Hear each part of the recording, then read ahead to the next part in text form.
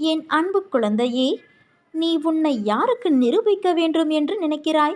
உன்னை உன் சாய் தேவா நான் அறிவேன். உன் வாழ்க்கை முழுவதையும் நான் அறிவேன். உன் மனதில் ஓடும் ஒவ்வொரு எண்ணங்களையும் நான் அறிவேன். நீ யாருக்கும் எதையும் நிரூபிக்கவும் புரிய வைக்கவும் வேண்டாம். உன் வாழ்வில் இப்போது நீ எனக்கு அதிக முக்கியத்துவம் கொடுக்க ஆரம்பித்து விட்டாய். இது மற்றவர்களுக்கு புரிய போவது இல்லை. அதை பற்றி நீ கவலைப்படாதே. உன் வாழ்வில் ஒரு அதிசயத்தை நிகழ்த்துவேன். அதன் பிறகு அவர்கள் தானாகவே அதை உணர்ந்து கொள்வார்கள். கடவுள் எங்கும் இருக்கிறார். அவர் இல்லாத இடமே இல்லை. அசைகின்ற அசையாத எல்லா பொருட்களிலுமே கடவுள் இருக்கிறார். சாதுக்கள் ஒவ்வொருவரும் ஒவ்வொரு நிலையில் கடவுளை கண்டு உணர்ந்துள்ளார்கள். ஏதோ ஒரு மாயையானது நாம் கடவுளை காண்பதை தடுக்கின்றது. அந்த மாயையின் சக்தியை உணர்ந்து கொள். இந்த பிரபஞ்சத்தில் நான், நீ மட்டுமின்றி எவை எவை உண்டோ அவை அனைத்துமே கடவுளின் அம்சம். இந்த பிரபஞ்சத்தின் ஒவ்வொரு இடத்திலும் ஈசன் உறைந்துள்ளான். இதை நினைவில் வைத்து கொண்டாலே நம்முள் அன்பு தானாக ஊற்றெடுக்க தொடங்கும். அன்பு நம்மிடம் பெருகும்போது எல்லாமே நமக்கு கிடைத்துவிடும். இறைவனை காண மனமே ஆதாரம். ஆனால் அந்த மனம் எளிதில் அடங்காதது, முரட்டுத்தனமானது. அதை எப்படியாவது நாம் அடக்க வேண்டும். மனிதனும் ஈயும் ஒன்று போலவே காணப்படுகிறார்கள். ஈயானது நல்லது கெட்டது எல்லாவற்றிலும் போய் அமரும். ஆனால் தீயை கண்டால் பறந்துவிடும். அதுபோல மனிதன் தன்னிடம் உள்ள எல்லா ஆசைகளிலும் மூழ்குகிறான். ஆனால் தெய்வீகத்தை காணும்போதோ வேறு பக்கம் திரும்பிவிடுகிறான். தறிக்கெட்டு ஓடும் மனம் இறைவனிடம் ஒன்றுபடாது. அதனால் பிறவியும் சம்சாரமும் தவிர்க்க முடியாததாகிவிடுகிறது. உருவ வழிபாட்டை புறக்கணிக்காதே. முதலில் கடவுளை உருவங்களில் வழிபடுவதால் மனம் ஒரு நிலைப்படும். ஒரு உருவச்சிலையை பக்தியோடு பூஜை செய்யும் போது உன் மனதில் மகிழ்ச்சி ஊற்றெடுப்பதை நீயே உணர்வாய்.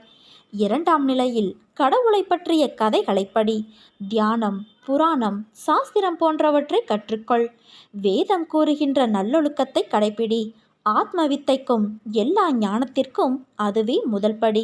அதில் தேர்ந்துவிட்டால் வெற்றி தானாக உண்டாகும். ஹரியை நாம் வசப்படுத்த முடியும். அப்போது நீ கடவுளை மனம் குளிர காண முடியும். நாள்தோறும் சித்தர்கள், சாதுக்கள் ஆகியோரை தரிசனம் செய். தூய்மையான வாழ்க்கையை நடத்து. மரணம் வரும்போது எந்த ஆசையும் மனத்தில் இல்லாமல் பார்த்துக்கொள். மனம் முழுவதையும் தெய்வத்தின் மீது செலுத்து. மனமானது முழுமையாக ஈசனிடம் செலுத்தப்பட்டால் முக்தி கிடைப்பது நிச்சயம். விவேகம் என்பது என்ன? உண்மை எது, உண்மையற்றது எது என்பவற்றை கண்டறிவதே விவேகமாகும். ஸ்ரீஹரியை பற்றி அறியாமல் பண்டரிபுரம் போய் வருவதில் என்ன அர்த்தம் உண்டு சொல்? இறைவனை 9 வகைகளில் வழிபடலாம். கடவுளின் லீலைகள், அவதார புருஷர்கள், சாதுக்கள் ஆகியவற்றை பற்றிய கதைகளையோ புராணங்களையோ கேட்டறிவது முதல் வகையாகும். இறைவனின் திருநாமத்தை உச்சரித்து கொண்டே இருப்பது 2ஆம் வகை. இறைவனின் திருநாமத்தை எண்ணி தியானம் செய்வது 3ஆம் வகை. இறைவனின் பாதங்களுக்கு சேவை செய்வது 4ஆம் வகை. அர்ச்சனை செய்து பூஜிப்பது 5ஆம் வகை. கைகூப்பி தொழுதல் 6ஆம் வகை. இறைவனுக்கும் இறை தொண்டருக்கும் சேவனாக சேவை செய்வது 7ஆம் வகை. இறைவனோடு தோழமை பாராட்டுவது 8ஆம் வகை. ஆத்மாவை ஈசனிடம் அர்ப்பணிப்பது 9ஆம் வகை.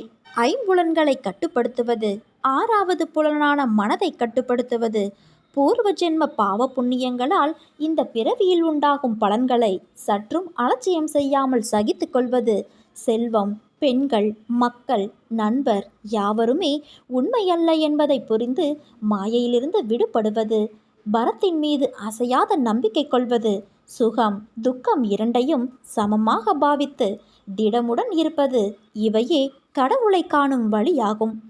புண்ணியங்களிலெல்லாம் சிறந்த புண்ணியம் பிறர் இன்பம் கண்டு தான் இன்புறுவது. பிறர் துன்பப்படுவதைக் கண்டு தான் இன்புறுவதை போன்ற பாவம் வேறு இல்லை. ஒருபோதும் அதுபோல நீ நடந்து கொள்ளாதே. தனது குழந்தைப்படும் துன்பத்தைக் கண்டு தாயானவள் எவ்வாறு தவிப்பாளோ அதே போல பராத்பரனான இறைவனும் தனது மக்களின் துயரத்தில் தவிக்கின்றான். பகவானை மகிழ்ச்சியடைய செய்ய ஒரே வழி நோயாலும் வறுமையாலும் துன்புறுவோர்களுக்கு உதவி செய்வது. பிறருக்கு தீங்கு செய்யாதவருக்கே பாபா வரம் அருள்கின்றேன். உண்மையில் வறுமையில் தவிப்பவர்களுக்கே நான் செல்வத்தையும் தருகின்றேன். கடவுளை காண வேண்டும் என்று பலருக்கும் தான் ஆசை இருக்கிறது. கடவுளை காண வேண்டும் என்று ஆசைப்படுபவர் அனைவருக்கும் அது கிட்டி விடாது. அதற்கான தகுதி உடையவருக்கே அது கிடைக்கும். கடவுளை காண விரும்புபவர் தன் வாழ்க்கையில் அதற்கான தகுதியோடு வாழ வேண்டும். உண்மையான சீடன் என்பவர் யார்? அடிக்கடி குருவை தரிசிப்பவனும் உடலால் நெருங்கி இருப்பவனும் உண்மையான சீடனாகவோ பக்தனாகவோ மாறிவிட முடியாது.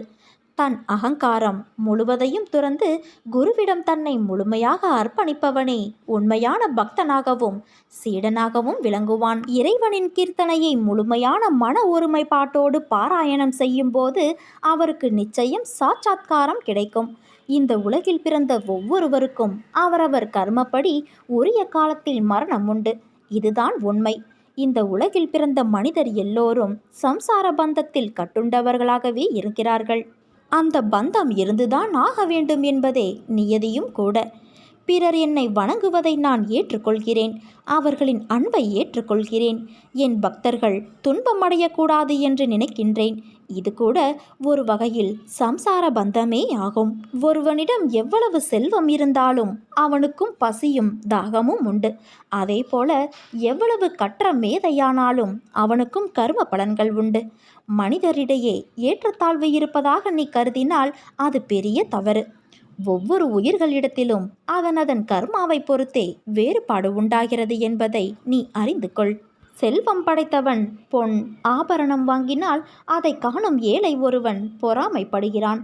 தானும் அதை போல ஒன்றை பெற வேண்டும் என்று ஆசை கொள்கிறான். இதுவே லோபம். அதுவே நாம் விளக்க வேண்டிய மாயை. பிறர் மீது குறை கூறிக்கொண்டு குதர்க்கம் செய்கிறவர்கள் அனைவரும் என் உள்ளத்தை துளைத்து காயப்படுத்துகிறவர்கள்தான்.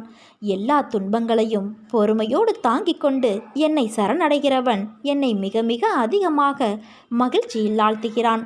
நம் மனதை எப்போதும் சாந்தமாய் வைத்துக்கொண்டு ஒரே நிலையில் இருந்து நாம் ஊழியம் செய்ய வேண்டும்.